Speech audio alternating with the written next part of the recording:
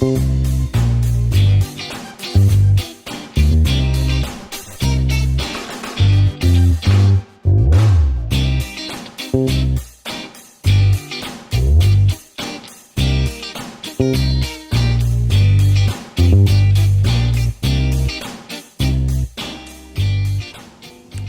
мечети сидел, увидел сумку не кожаную, и она такая уже в таком состоянии была, скажем, ее уже нельзя было использовать. Я говорю, почему ты не носишь кожаную? Она же дольше работает, дольше служит. Ну, потому что дорого.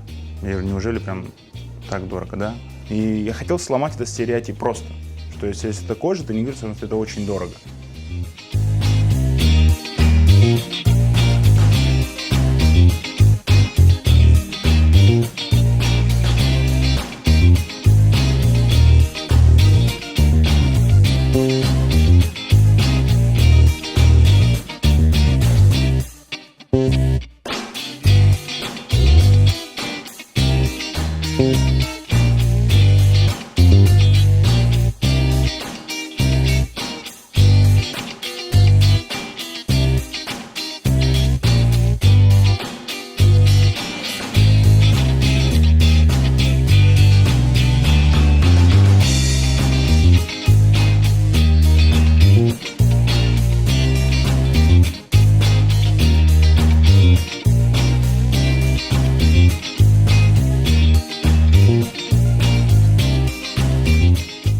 Ставлю тамгу, чтобы людям, которые, допустим, не знают, что такое тамга, либо не крымцы, чтобы понимали, что это делают непосредственно с Крыма.